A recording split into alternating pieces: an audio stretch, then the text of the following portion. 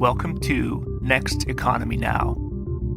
The goal of this podcast series is to highlight the leaders who are taking a regenerative, bioregional, equitable, democratic, racially just, and whole systems approach to creating the new economy.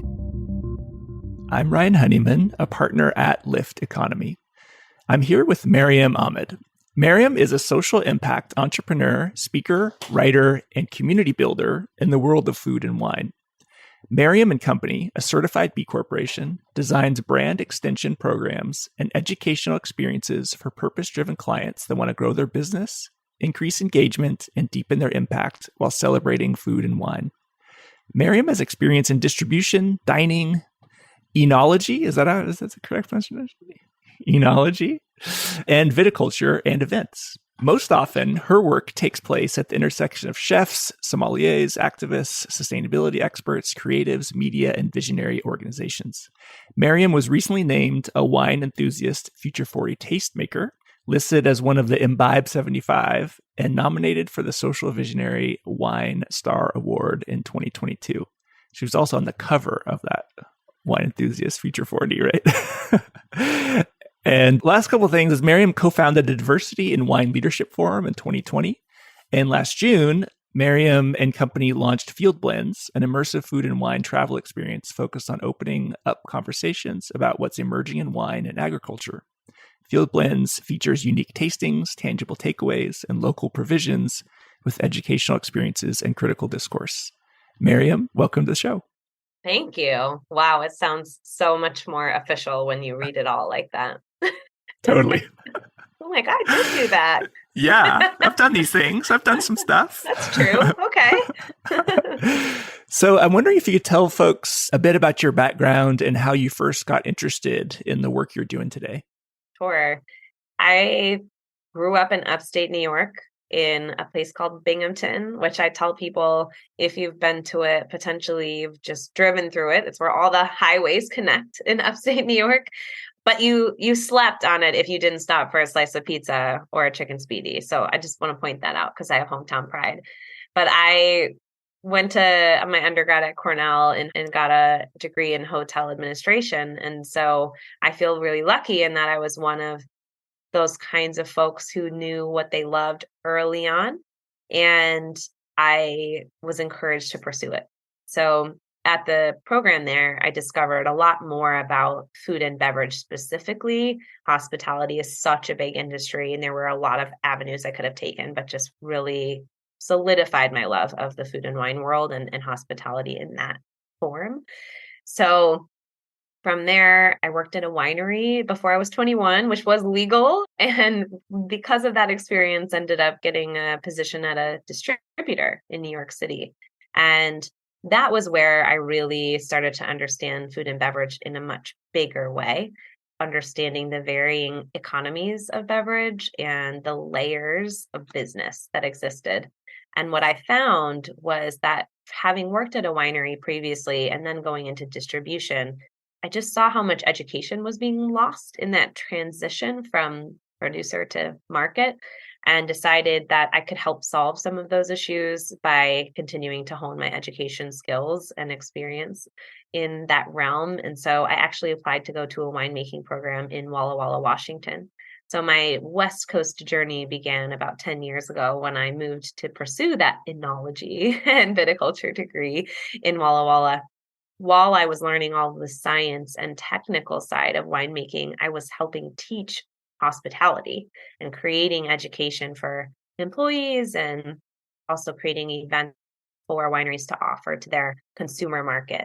So it all makes sense when you explain it that way, but underlying all of that, really how I got to be where I am was a passion for education. I left Walla Walla in 2015 to pursue a position with the Culinary Institute of America, where I was the public programs director for nearly 5 years. And my role was to help people understand the CIA better, but to also help them have an experience that included food and wine that also hopefully left them with an idea of how they wanted to return home with that knowledge. Do I want to compost more? Do I want to be mindful of how much I make? what wines did I love from the Napa Valley, things like that. And that was just a really great way to incubate what I'm able to do now as Maryam and Company, which is to create education and experience programs for clients that want a connection to food and wine, but also want to maintain accountability for their diversity and sustainability goals through the programs that they offer. So I don't know. I feel in a lot of ways like I just sort of ended up here, but it's obviously not the case. I definitely pursued it for a long time. And I just feel lucky to get to do what I love and also to have a role that does provide impact for a large industry. It sounds like the answer to the question, like why I was going to ask you, like why wine? Like why focus on wine? And it sounds like it was that experience at the winery early on. Was that kind of? I mean, I think, I grew up at 45 minutes from the Finger Lakes region. There was a built-in amount of tourism being so close to that area. I didn't grow up in a wine household. I didn't really grow up in a big food household either, but I had a really close family friend whose big Italian family was always like celebrating something, always cooking a huge meal, and there was always wine. And I think a lot of us get into wine by those kinds of proxies, those kinds of experiences. And I just really loved that regardless of what we were celebrating or what tradition it was, that there was always like this component of wine that was celebratory and like brought them together. And that was definitely the impetus for figuring out that I could go into a more specific part of the hospitality industry, really focusing on wine and food. Yeah. And so you enter that space, and what sort of opportunities and challenges as it relates to, say, like DEI and, like, what did you notice right away? It's like, wow, this is pretty white space, in sort of winery. Yes, I mean, I was young too, and definitely pretty headstrong. So I feel like I totally like bulldozed my way into a lot of rooms. And thinking back on it, it was like guts I didn't know I had in a way. But I did notice that in wine, things could be slowed down by institution level red tape. We obviously are governed literally, like there's a lot of legislation that prevents innovation and speed in the wine world. But I did notice even in the way of thinking, we were still very rooted in a hierarchical white way and also in a male way. I depended on the day whether my being young, brown, or a woman was the thing that kept me out of a room or that made me the only lonely. It just depended. The trifecta sometimes was the worst. And then sometimes it was the best because people need that alternate perspective. People who recognize that included me in a lot of things. But I did know early on, I was like, oh, this is going to have to change. And like, maybe I'll be part of that. But I think that was only an intuition. And now it's more an actualization. And so through Maryam and Company, like what are the ways you sort of try to get at that and some of this, like some of the Jedi and sustainability work? So a fair amount of what my role is when we say programming, we're talking about how a brand shows up in thought leadership or in a market or even to their employees. And so that means like we have to emanate the ethos of that client, meaning we better show that we're walking the talk that we've got going on internally. So when I'm programming, I'm looking at who needs to be involved, who should get the stage. A lot of times one of my questions is who's been here the longest. I want to talk to them. I don't care what position they're in. I just want to know who's been here the longest. They'll inform the program in some ways, right? So a lot of it is gatekeeping. So I try really hard to like break down the access to the stage, if as you will, right? Whether that's a figurative or literal stage that people will be on sharing their expertise. we also really look at like, what is the supply chain that we're employing to put a program on? If we're talking about a conference, where are our sustainability opportunities? Like, do we need printed name badges? Is there an alternative? Do we have compost? Do we have only compostable things so we don't end up with mixed refuge? I don't know. I mean, little things like that that really add up. And that I'm there as like someone to offer sort of checklists of, hey, this is the commitment, the stated commitment. What are the actions and like where are the gaps? I find a lot of those and we like make adjustments. So it seems like small tweaks, but at the end of the day, we're turning a big dial. So, I mean, I'm just in there helping them connect the dots. I can give an example. A lot of times, especially in private sector, clients they need to have a cool food program or a cool wine program, but like they don't know much about it. And so the wine, you're in a region, let's just say you're in the Bay Area. There's no reason why the wine shouldn't be coming from the Bay Area for your program. Like, it's really simple, but these are things that are overlooked sometimes. And so that's a lot of my work is, what are we missing from the stated mission or stated goal of this whole thing? I love it. What's your opinion on the arc of, we've been through an interesting arc the last 3 years around like pre-COVID, pre-George Floyd, Breonna Taylor to like suddenly everyone cares about it and like, yeah, let's like make sure we're like super diverse and then now we're sort of like a little bit of the backlash, like people are thinking about other things, part of the cycle. And I'm curious, like, are you seeing brands sort of like who were maybe quote unquote all in like 2021 now starting to fade in their commitments to DEI or is it sort of like are people still keeping those commitments and moving it forward? Are you asking a question you already know the answer to, Ryan? I already know the answer from my perspective, but yeah, I think the inevitable answer here is yes, we're seeing a drop off. I internally with my partner in the Diversity and Wine Leadership Forum, which is an organization that I run. Her name's Dr. Akila Kadei. We talk a lot about initiative fatigue. So we're 3 years into some people's discovery journey around their privilege, around their racism or bias. And that's 3 years of work. Some people are like, I'm going to take a break. And that's privilege. That's privilege to be able to take a break. And I think I see the things that I observe anyway that are happening are that women are doing more of this work than men, hands down. And that's from people attending workshops, people in the social impact space I'm speaking specifically to wine. Yeah. So that's tough. And then you think about like the other things that women carry and it's like, oh my gosh, okay, we're going to also save the world too. Got it. So that can be tough, but there is an amount of fatigue happening. There's other components that I think are worth addressing to this question that maybe folks are just now starting to figure out too. So the other piece is there are, of course, successful stories of people who have embraced these changes. I think when we look at wine media, there has been a big shift in representation and also in systems. If there's only a shift in representation and no shift in systems, it's performative.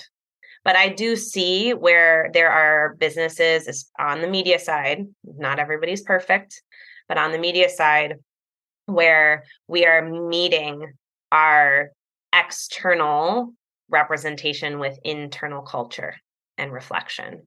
And I think that's really key. So there are some success cases of that and people who are not budging on their commitment that they made in 2020, maybe even earlier, hopefully, right? So that's cool. It's a shout out to some wine media. The other thing that I was going to bring up that's interesting is we're 3 years into this and the wine industry, as from where I sit, looks very different than it did 3 years ago. There are more BIPOC professionals part of the industry. There are more access points to persons with disabilities than there ever have been before. There's far more representation of LGBTQIA+ people in wine. Those same people just want this socialization to happen amongst their groups. But organizations that had begun to create that access kind of have people siloed. This person belongs to this group, this person belongs to this group. And they're now in a position to say, I don't only want to be affiliated with one thing. I just want to meet all these amazing people coming into the industry. And I think that is both a beautiful thing and a point of evolution that we need to consider. It's beautiful because 3 years ago, no one would have shared that sentiment, right? That's freaking awesome. But the evolution part is, okay, then now how do we focus on collaboration and pulling all of these folks together who, in my opinion, are the next generation of wine professionals so that they can be in the same room and have access to each other as they grow their careers and have a level of support that many of us didn't. That's the evolution piece that I think we need to see. And I don't know how many people are thinking about it. I'd like to think it's more than a few, but I'm not sure. So this is sort of like yes, some people have fatigue. Some people are doing exactly what they said they would do. And then there's this other piece of, okay, we achieved a significant amount of our goal. Now, where do we go? And how do we incorporate those folks that we've brought in into our future work? Yes. I mean, I'll admit, like going to the Napa Rise symposium on, I believe it was like DEI or racial justice. I forget the actual theme of the day, but it was around DEI and racial justice. And I was like, wow, like, where are all these people? Like, I never knew there were so many amazing folks involved. And it also felt like more like family than, I don't know, maybe some of the other wine type events. So everyone was just like, yeah, we're here doing this. And so it was awesome. Well, going from a feeling of not belonging in a place to feeling like you belong in a place. Yes. That's a very familial feeling. Yeah, absolutely. And even as like a cis white male, it was like, oh, there's belonging here. I don't even experience in other spaces. So it's pretty powerful. Say that again. Yeah, seriously. So this seems to be, maybe it's like a trend, or, I mean, I guess one of the cognitive dissonance pieces I have in my mind is like the wine industry seems so traditional and like these estates with like just huge, it's almost like a separate industry. What you're creating is like this is a whole new like world. This isn't just like trying to recreate what's already been created. I don't know if I'm making sense, but like that's what it felt like.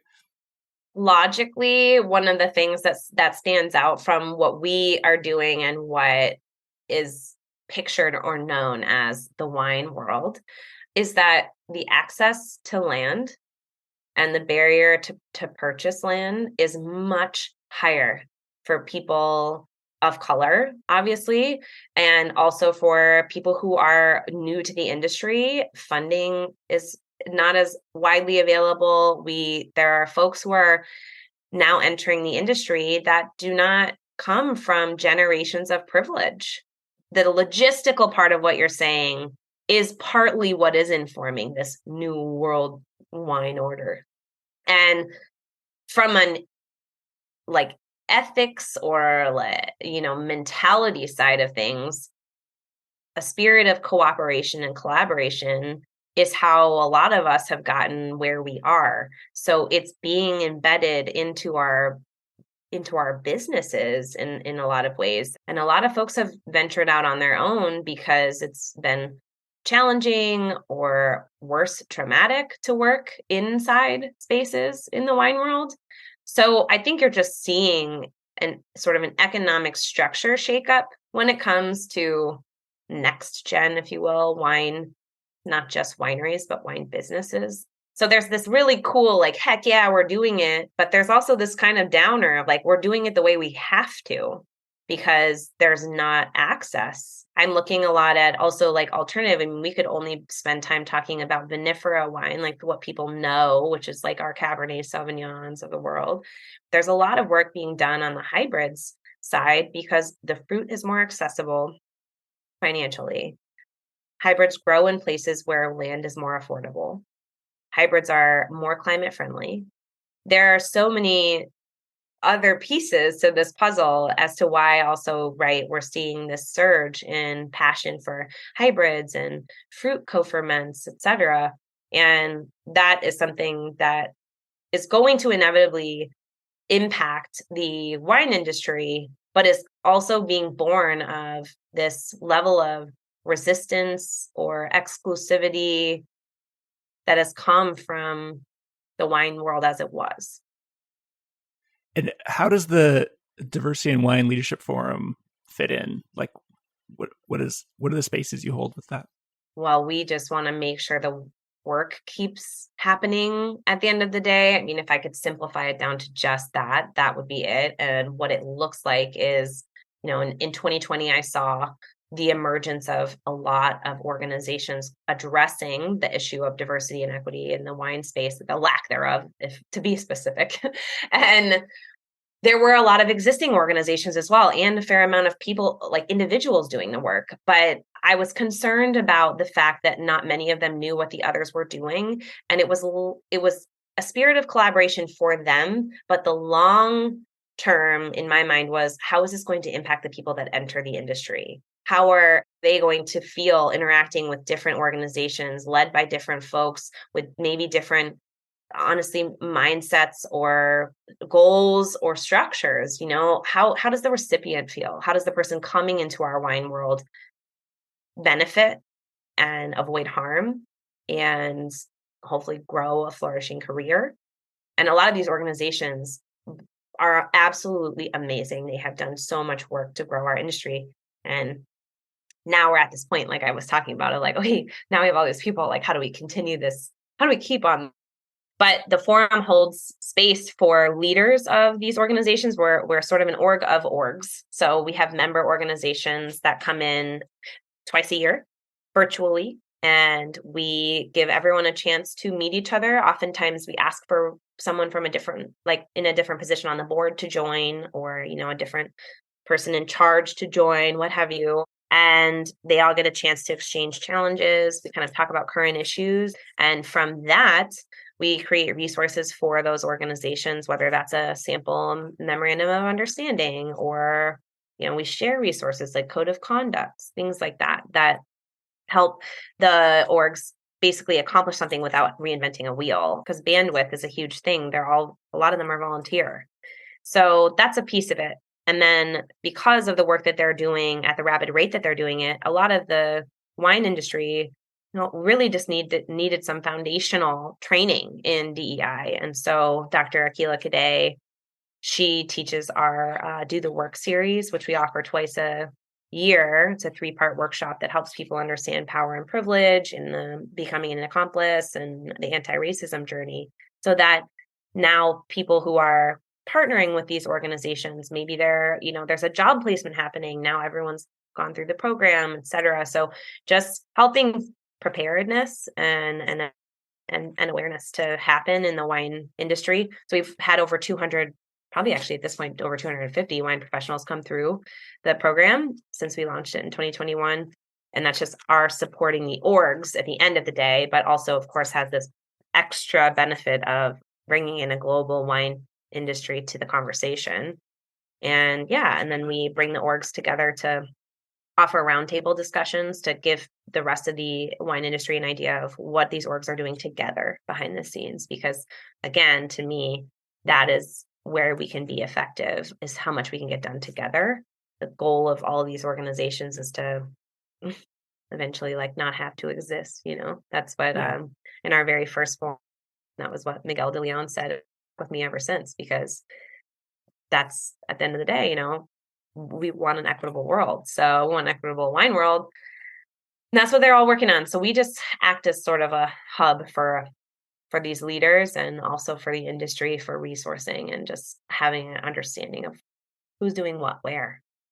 On the sustainable agriculture side or sustainability side, are there any sort of exciting trends or, innovations at that sort of intersection of the wine industry and regenerative ag or sustainability? There's a lot. Yes, I say this with an asterisk, because there's a lot going on, and I see some dissimilar language being used. And I think that is a challenge in and of itself. I recently went to a discussion about regenerative agriculture, extremely important. And there's proof that it works. But in order to be able to implement it, the level of education and know-how is very high. And one of the questions that I asked was, what do you need people to understand? Like people who are graduating a program, let's say, in agriculture, in bio, in chem, in enology, what do you need them to understand before they can even be part of the regen discussion? And the bar was very high. And I think we need to work on that. We need to make sustainability more accessible. And I see some of those examples happening in the field. Like Chris Renfro with 280 Project is in San Francisco in a vineyard showing people what they need to know about growing vines, showing them all different types of vines. And that kind of like grassroots work is, I think, where we see the learning, like illustrative work. I see a lot of the work that Napa Green is doing and the folks that are a part of that program. And I think that for every certification program, there's some good, but there's yet to be really a universal language around sustainability in wine that is translatable to ag, but also that can clearly connect to the sale of wine. So I have a lot of hope. I obviously am a proponent of sustainability. I'm sure I'm going to get, people are going to be like, what the heck? But I'm just trying to be transparent that I think that we're missing, there's a lot of silo conversations and that we could democratize it a little better. I think what you're saying is also dovetails with the economy being rough for 2023 and like the decline in interest in ESG, sustainability, DEI, et cetera. Like, I think there's still what I've heard from others, and maybe when I'm taking a little bit from you, is like we still have to make the connection to some of the business goals and ROI. Yeah, we have to be financially viable. I mean, we obviously, I think some economic systems need to change, but in the current structure cannot further the success of specific programs if there is no financial viability. And I think that puts me as an educator, as a translator, as a bridge in a very important position to say, like, it's not this or that. Like, we really do have to find some kind of central ground here as hopefully structures continue to change. Hopefully. Economics specifically.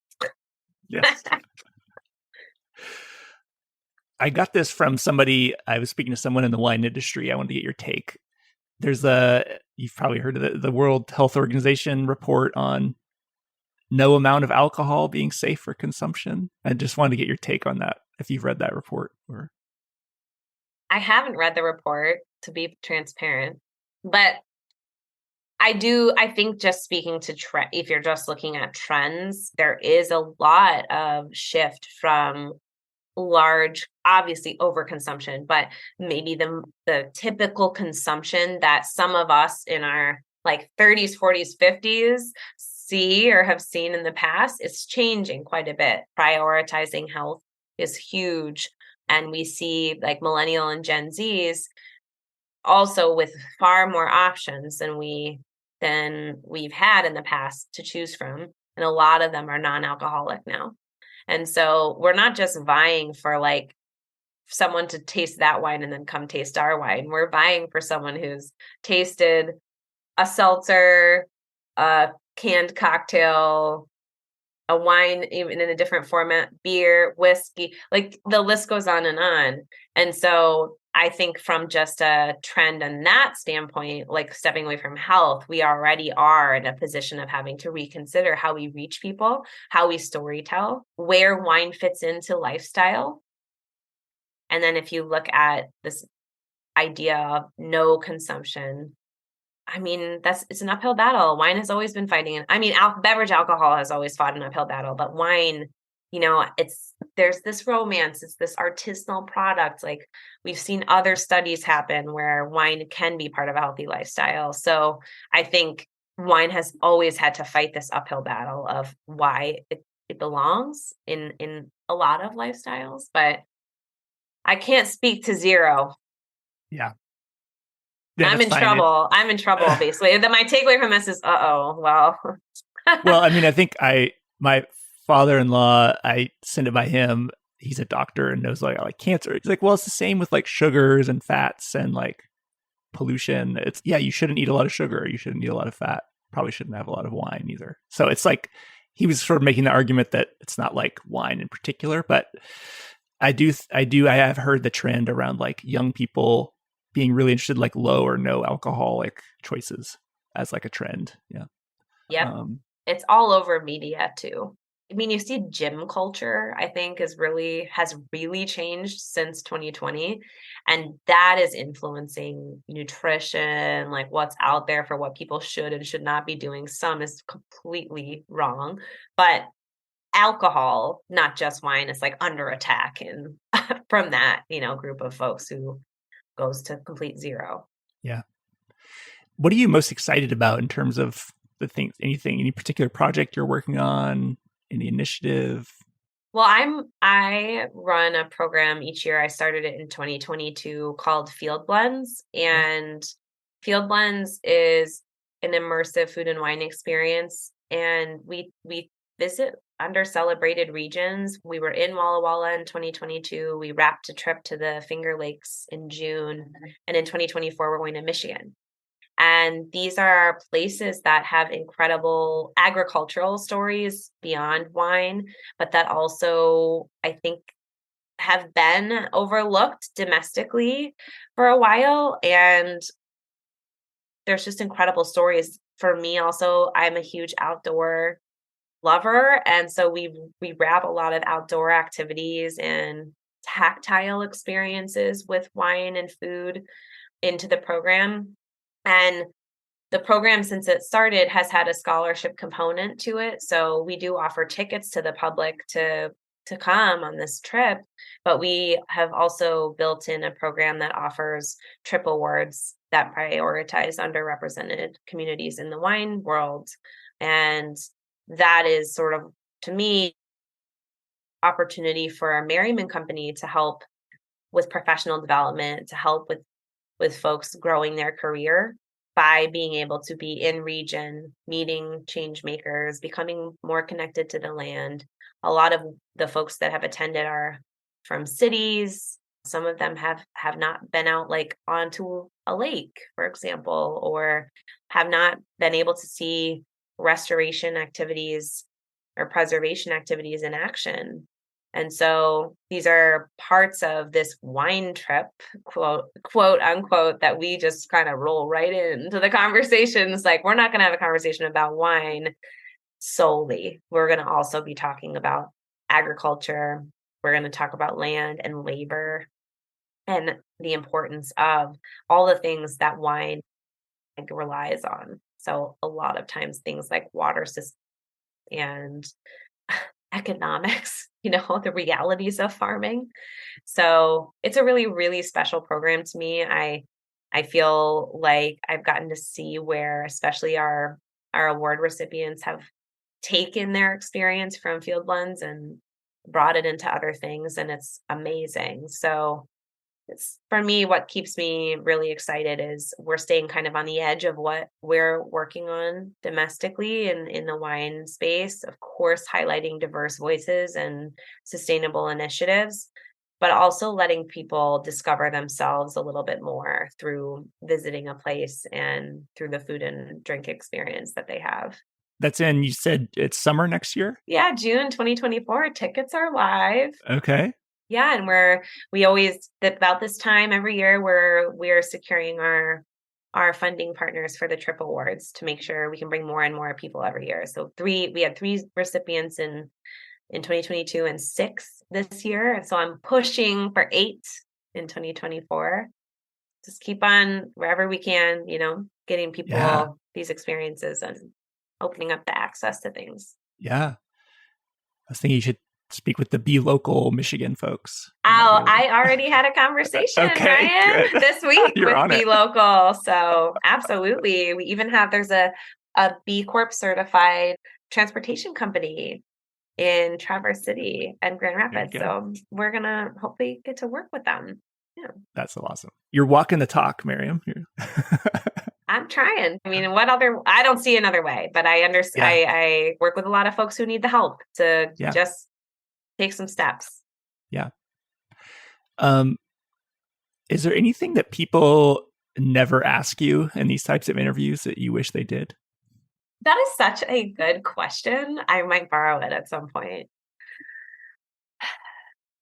I think we get in this headspace of professionalism. So when you're in like diversity work, right, you're the goal is that you get to show up in your full identity.